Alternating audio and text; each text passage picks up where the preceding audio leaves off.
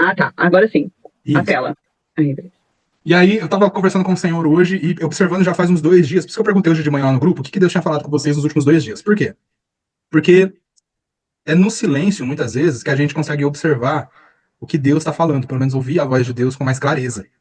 Né? Quando a gente está muito agitado, fazendo muitas coisas, as coisas elas vão acontecendo, a vida vai acontecendo e a gente não consegue perceber, muitas vezes, o que Deus está querendo nos comunicar. Uhum.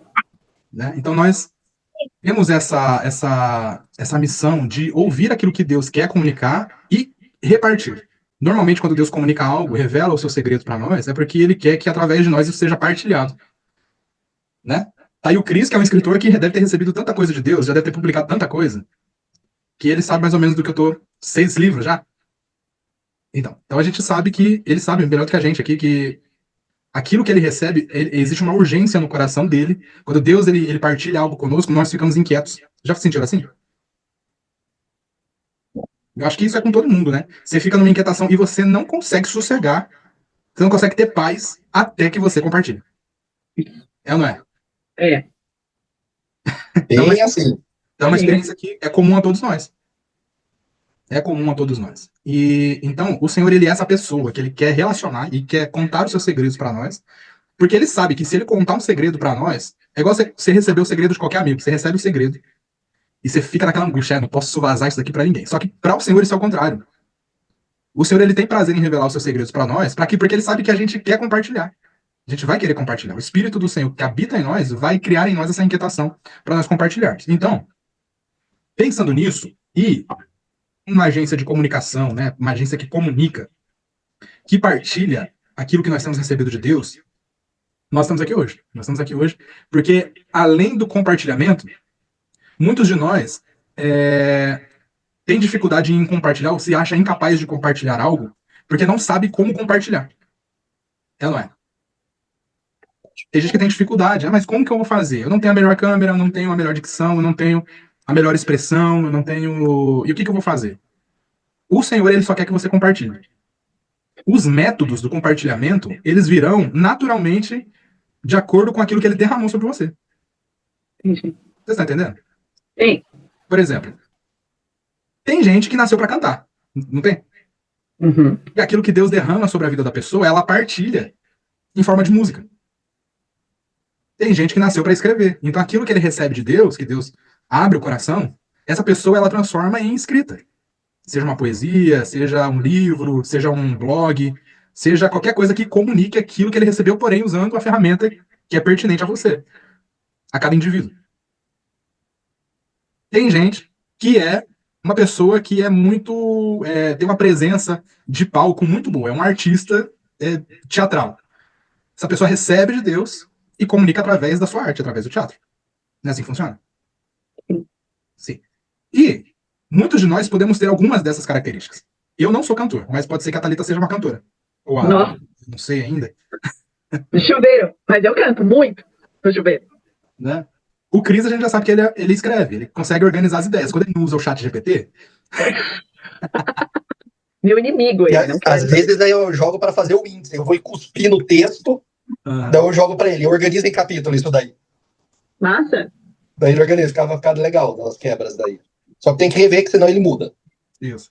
Então, nós temos várias formas de comunicar aquilo que nós recebemos de Deus. Cada um de nós tem não vou dizer um chamado, porque um chamado ele é comum a todos nós, né? Que é comunicar.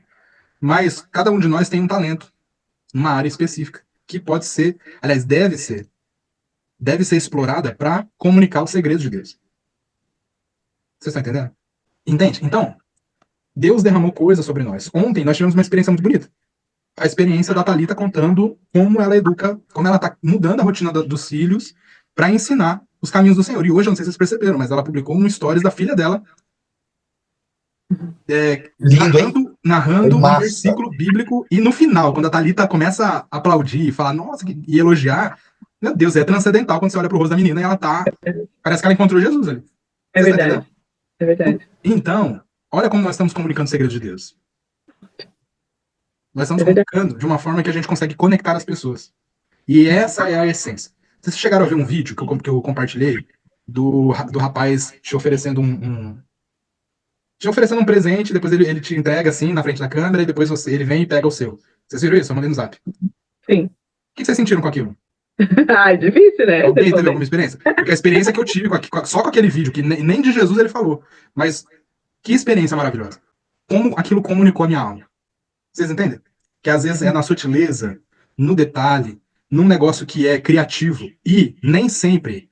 E aí eu quero muito compartilhar isso com vocês, que é muito comum a gente ouvir e ficar inquieto e achar que, não, eu tenho dificuldade com criatividade, eu não sou uma pessoa criativa, então eu não posso fazer.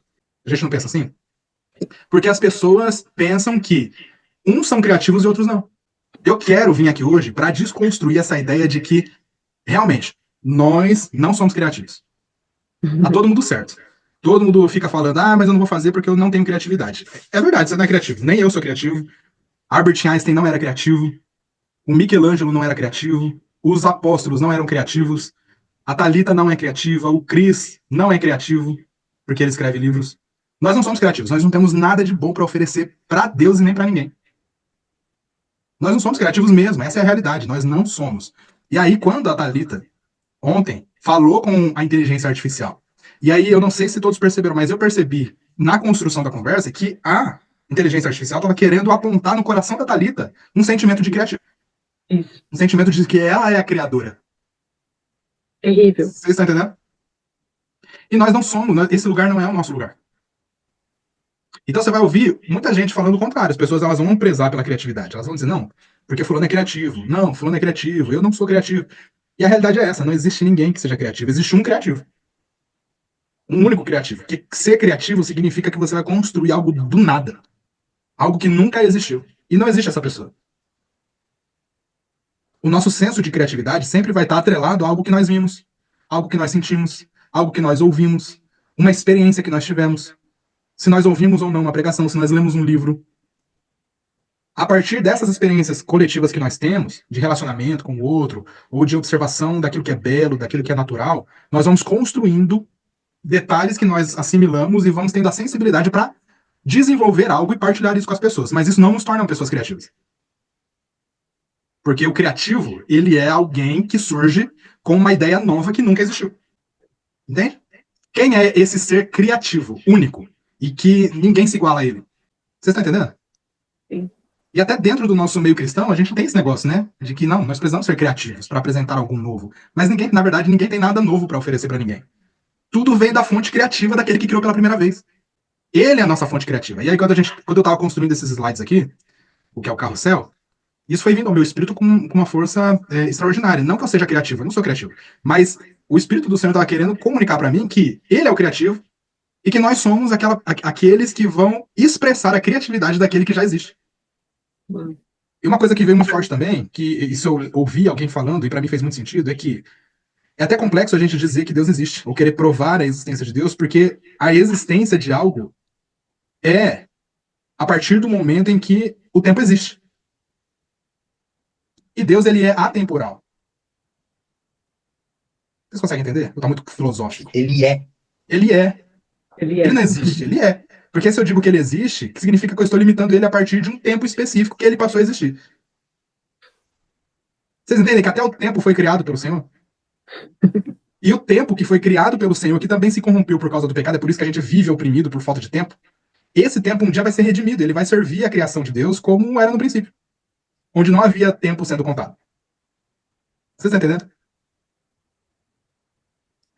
Então, o nosso despertar criativo, na verdade, não é para dizer que nós somos criativos ou que nós vamos ter algum tipo de criatividade. Não, é para reconhecer que toda criatividade vem de um só. E esse que criou, desde o princípio onde o tempo não existia, nós carregamos o espírito criativo dele. E por isso nós podemos co-criar. Por isso nós podemos partilhar de forma criativa aquilo que ele comunica ao nosso espírito, porque o espírito criativo está dentro de nós. É um collab. É um collab. Vocês estão entendendo? Amém. E aí uma coisa que é interessante, por exemplo, nós estamos nesse papel de servir o criador, o criativo original, aquele que criou todas as coisas e continua criando. Ele continua criando, tanto que o profeta Isaías diz que ele vai criar algo novo, né? Que, ó, vejam, cadê? Perdi. Eu farei uma coisa nova e ela está prestes a acontecer. Vocês não perceberam? Ele continua criando.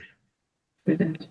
Ele continua criando, e ele cria coisas extraordinárias. E através dos seus extensores criativos, isso vem sendo comunicado ao mundo, né? Nós somos esses agentes criativos. Então, lembra que o Espírito de Deus, ele se movia sobre a face das águas? Lá no princípio? A palavra se movia ali, quando, na época que eu dava aula de teatro na igreja, eu costumava usar muito esse texto, porque o teatro tem muito esse negócio de expressão corporal, né? E traz um pouco da dança, traz um pouco da expressão daquilo que você comunicar a partir do seu corpo.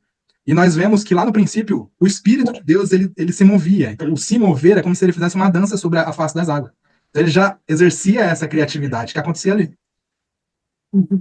E o mesmo Espírito que se movia sobre a face das águas, né? Em seguida você vai ver que Deus começou a criar a partir daquele momento. Quando ele fala haja luz, né? Disse Deus haja luz e houve luz. Antes disso, o Espírito está se movendo sobre as águas. Uhum. E Jesus diz que nós somos essa fonte de água que jorra para a vida eterna. E nós carregamos esse espírito criativo de Deus. Ele se move a partir de nós. Então nós somos aqueles que nos movimentamos. Movimentamos as águas para dar de beber para as outras pessoas. Amém. Amém? Vocês estão conseguindo entender? Quer falar uma coisa? Amém.